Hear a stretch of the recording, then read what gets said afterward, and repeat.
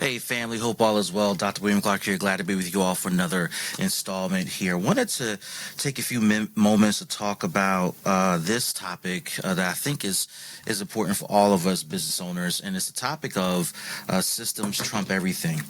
And, for us as business owners, business operators, we're certainly kind of in this space where we're trying to do a whole lot, and in some cases we have very small budgets or very small teams to help us navigate through these challenges. And the reality is, your business means a lot to you. It's your baby. It's part of who you are. Many cases, some of you would say that your business is in fact your identity or part of your identity, and it plays a significant role. So how do you have these competing priorities, which includes your business and your family and other things that you have going on? So I want to talk briefly about the idea of systems and how they trump everything and how you can expand your capacity to do more. I was watching a video from one of my favorite YouTubers the other day talking about how to manage time as a 1% CEO. And I clicked on it with great interest because that is something that I'm constantly working on, something that I'm constantly looking to improve. And I got to say, I walked away wildly disappointed in the content. One of the things that we talk about often here is that oftentimes your favorite YouTubers, I do think they're telling a version of the truth that is real for them. And it does make a lot of sense what they are saying about themselves and about their time management and about their resources. But here's, I think, the piece that they often leave out or forget. And I'm going to lean on forgetting. And it's the fact that what you're saying today is not what you did before the 8-9 figure growth, right? What you're saying today is not relevant to what you were doing when it was just you and two part-time VAs. It's not what you were doing when you were sub 5 million in revenue, right? Or sub 1 million in revenue. And so for those of you who are in that space, you're looking to build, grow your business. Maybe you're a local mom and pop. Maybe you have a boring business, but a profitable business, and you're looking to do more, be better, and you don't see yourself hitting that $10 million in revenue mark, but you're in that $2 to $3, $5 million revenue mark, or you're in the $500,000 mark, or you're much lower and you're like, dude, I'm just trying to get to $50,000 in revenue annually in my business. I want to speak to you in terms of systems and how it might look for you, and how the systems can certainly expand your capacity in a more realistic way for you at your current stage. So before we give you these 3 points, I want to just quickly define systems. Systems has nothing to do with technology. In many cases, you can utilize technology as a defining moment or point to articulate systems, but the technology really is irrelevant to this topic, to this mindset, to the approach that you should be taking here. Systems is simply how you do something. It's the how, it's the steps you take. It's the 1, 2, 3, 4, 5 steps you take to do things or to get an outcome or result that you're targeting. Yes, technology plays a role into that in many cases in our businesses, but it's the how, it's the steps, it's the thought process, it's the execution.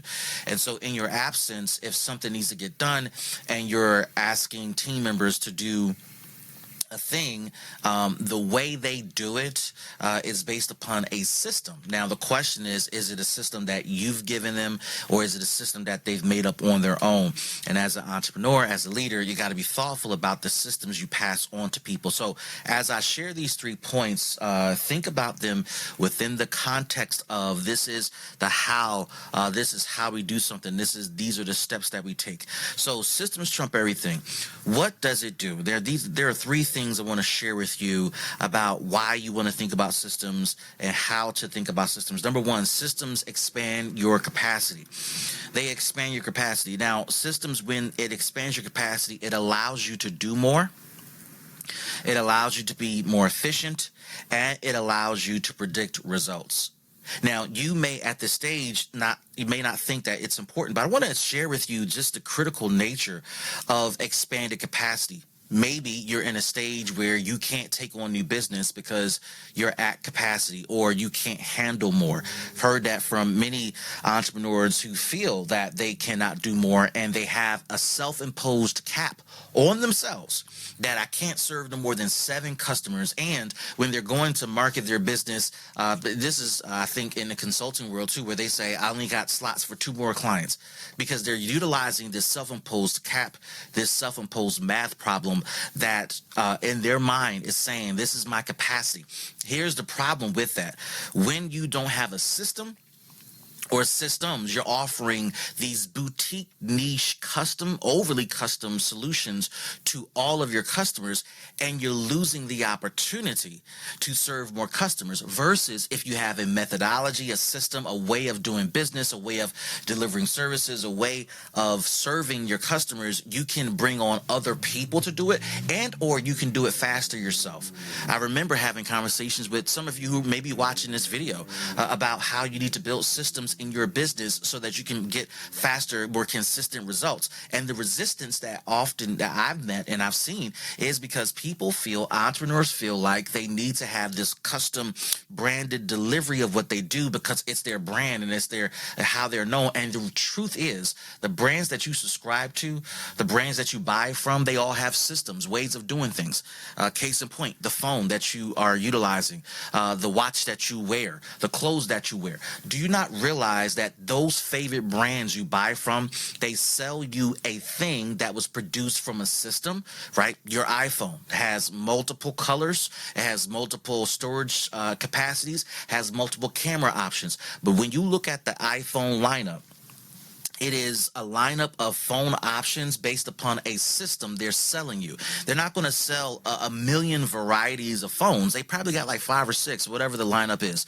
And each of these 6 phones have a system that produces a result. But here's the funny part. When you look under the hood, just about, let's just say for the sake of argument, 80% of every iPhone released this year have the same underpinning, same components, same hood, things under the hood, same engine. There are minor changes that causes us as buyers to go up the economic scale, that causes us to buy a more expensive version of what's being offered. But the reality is they all kind of do the same thing. Some do it just a tad bit faster. Some have just a slightly better camera. Some have a slightly better processor.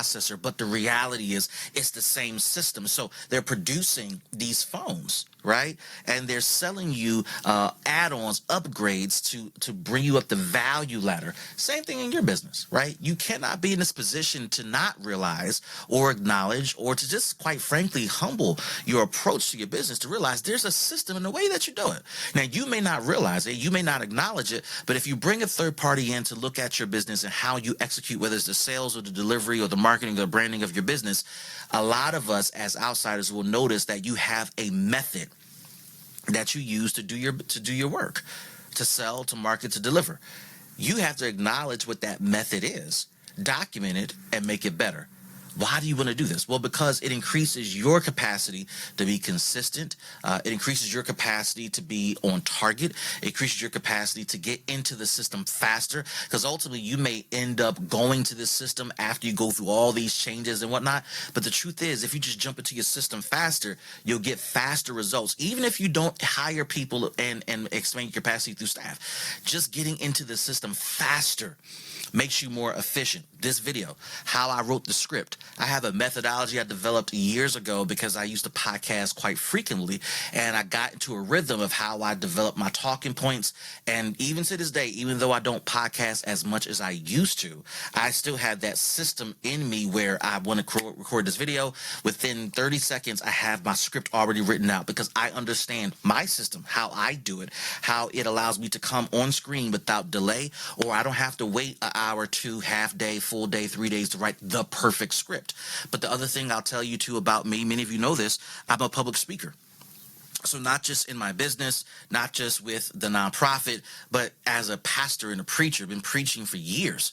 And so I'm delivering talks, sermons, speeches, whatever you want to call it. I'm producing content on a weekly basis, twice a week.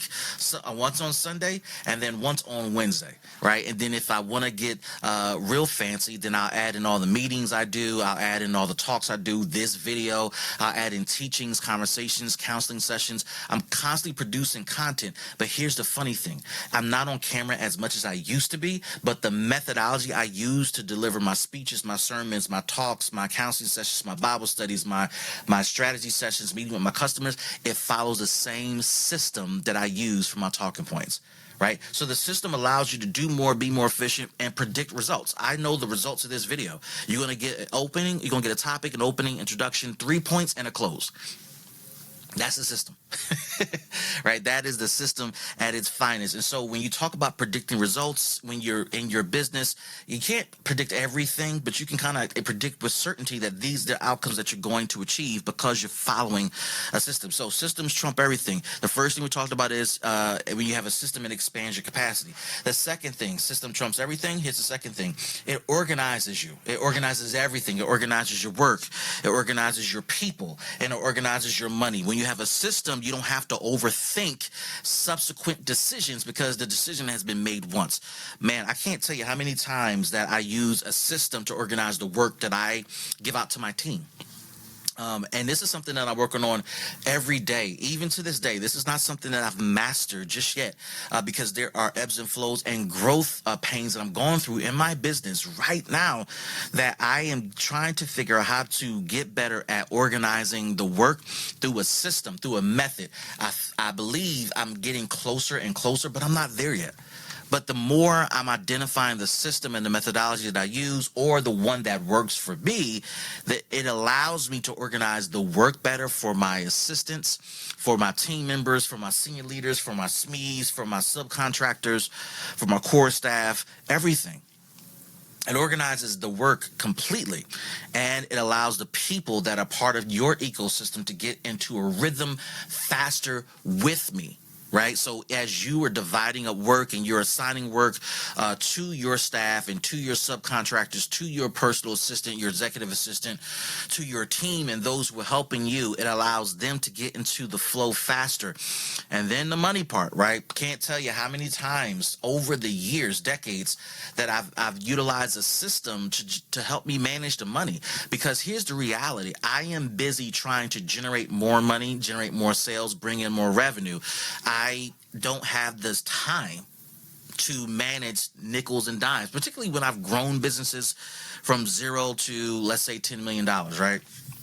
The truth of the matter is, when it comes to managing that, particularly when you're growing, is you can't truly afford a CFO at a certain level, at a certain stage. If you're, I don't know what the threshold is, but if you're below $1 million, for the sake of this conversation, paying for a CFO is not advisable. Now, you're going to need a bookkeeper, an accountant, and those things which are pretty affordable at even the $50,000 mark. It's affordable and necessary, but the reality of the day-to-day, everyday management, the thing that can help you the most is to have a money management system, some sort of percentage or decision-making matrix that allows you to make quick money decisions that are consistent. And yes, you got to be faithful and disciplined to that system. One of my favorite books about this is Profit First. Now, I love that book for multiple reasons, right? Number one reason is because it teaches you how to build a profitable business from the day you launch.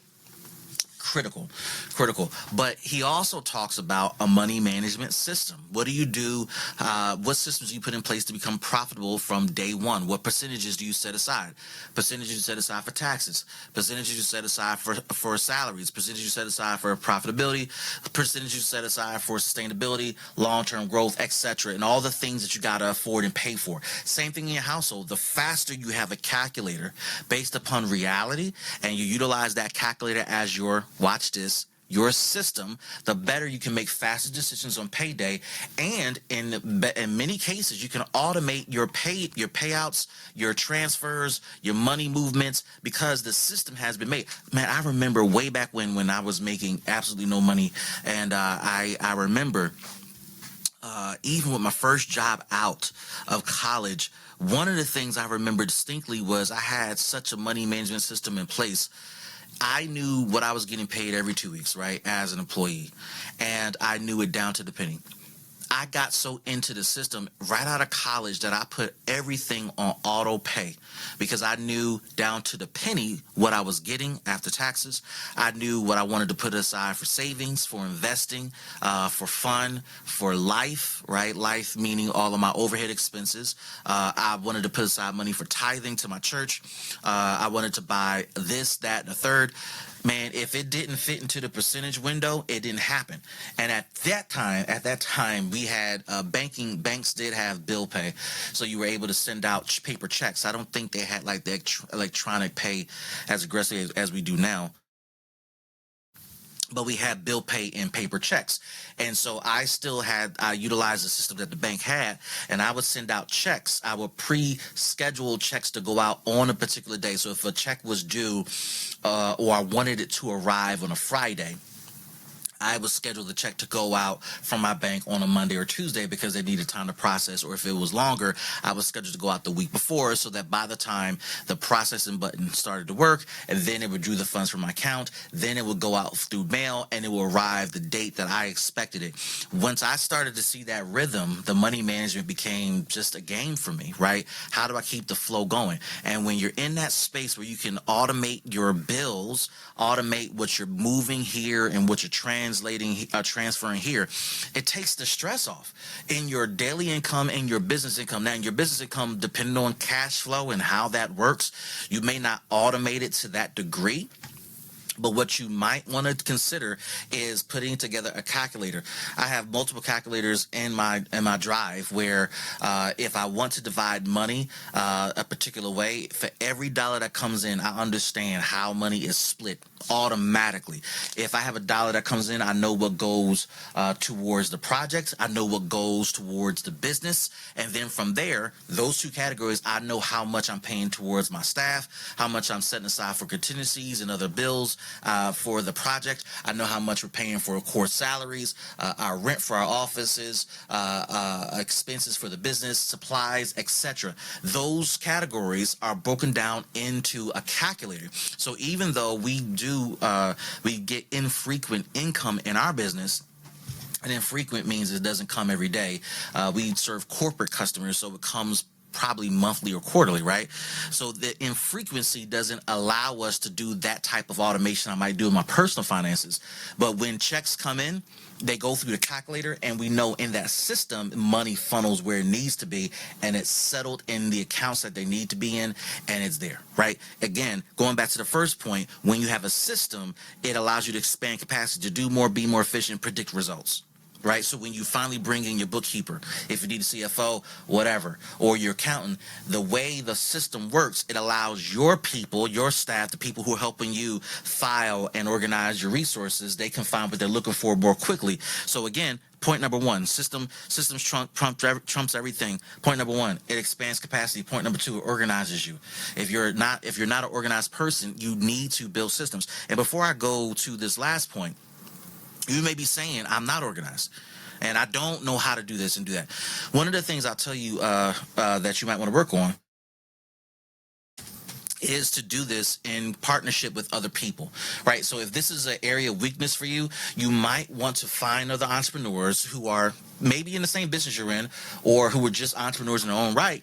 Take them out to coffee, bring the problem up to them, and you might want to do this with multiple entrepreneurs at one setting so you can get multiple perspectives. You might find synergy in everybody's perspective and start to learn and document what they do and start to figure out which of these processes that they utilize works for me, because there's nothing new under the sun.